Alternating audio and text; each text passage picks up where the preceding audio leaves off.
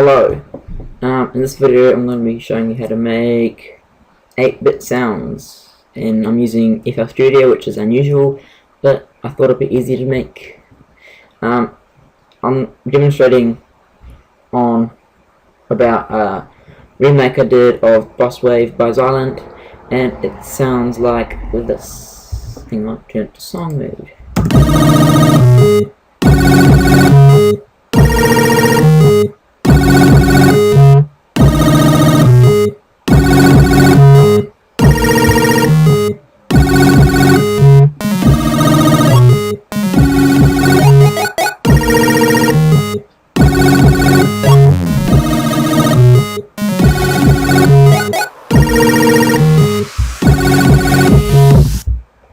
Okay, that was my remake I did. Oh, Boss Wave by Xilent, and it's pretty shit, I guess. I didn't spend that much time on it because it wasn't important on the remake. It was about how I made the sounds. Yeah, I didn't do everything in the intro. I did the minimum. He has a lot of other stuff. He's got like chip tune drums and other stuff. But anyway, I'll show you how it's all made. And it's a basic kick, nothing done to it because I wasn't focusing on that, and that sounds like this. Yep, nothing at all. That's just that. And the next thing is the fast arpeggiator, which is like the main sound.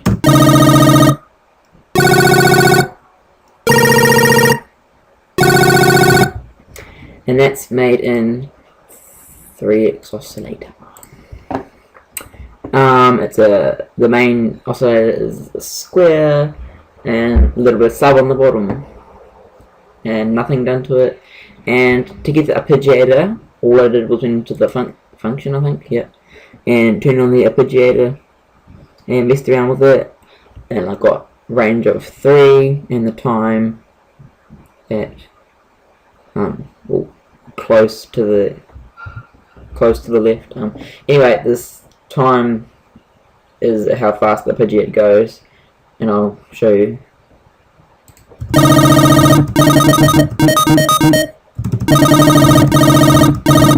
And yep, the gate is at the third knob on the right. I'm not sure if that was defaultly there, but it's there now. That's it.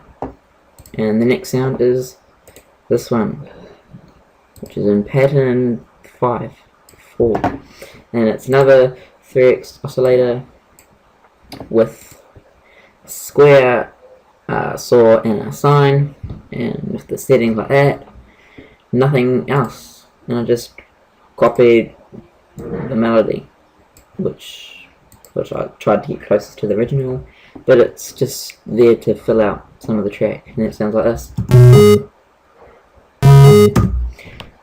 Yep, nothing important. Well, not that important. And next I've got the chords, which are basically the same patch in 3S oscillator, I think. It's square, saw, sine. Yep, and I routed that to effects slot 4, which has just got a filter cutting off all the bottom end because it was messing up the sound, and it makes it much clearer without it. Yep, they sound like this.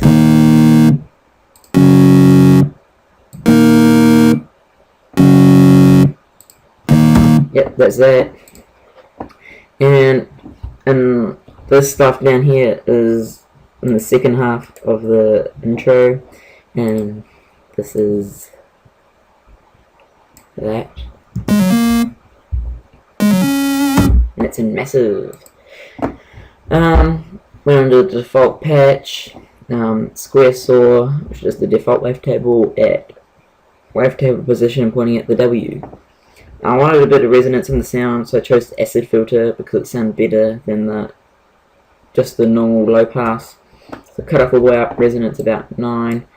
A bit of teletube distortion just to give it a little bit of tiny bit of crunchiness, I guess. and EQ took off a little bit of the bottom end and boosted a little bit of the high end. And the vibrato, I changed the LFO5 to Performer, changed the rate to 1/25, pushed the X fade sequencer, and I made this curve. So, and I dragged that onto the vibrato and left the knobs as they were there defaultly. And yeah, so basically the vibrato doesn't kick in until the sound is up to here, so on the long notes. Yeah, and I got some more bleeps going on in the second half as well. Oh shit, they sound like this here. And oh shit, hang on. I made those myself instead of using an arpeggiator because I needed to change the notes around. So to get that 8-bit stuff, I guess all you need to do is do many notes really fast, and you can do that, which didn't really make sense, but that's that. And sorry about this, I'm not really good at explaining stuff, so that's probably some of the reasons I'm not that good at tutorials. But anyway, moving on. The last thing is I got a saw wave, which if you listen to the original, pitches down really fast. It's a really short one-shot synth, and that's my pitching down. So basically all it is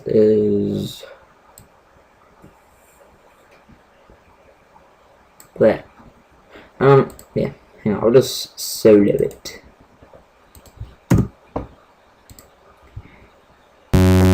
Oh shit, I'll just play the whole thing now.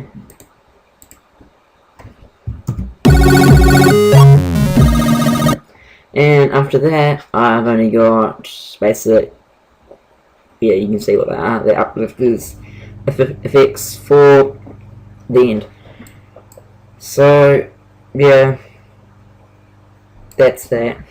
I'm gonna quickly show you how to make some stuff. Might as well. I'll make a new project so it's easier. Right, where am I? There. Okay, I'm going to add a 3 oscillator and change that. Turn oscillator 3 all the way down, and a little bit of sine boost in the low end. And I'm gonna hang on. First, I'm gonna make a note.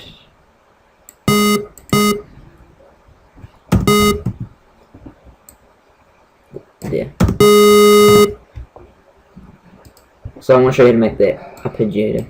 So I'm gonna turn it on, change the range to 3, and change the time.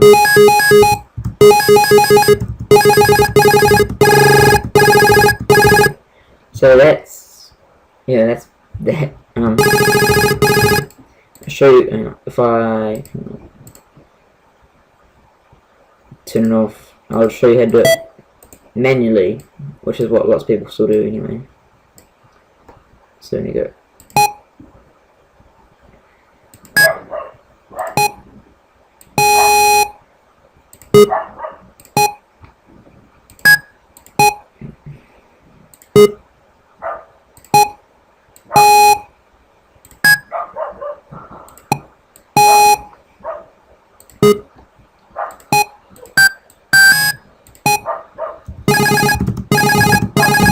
So that's that's how you do it.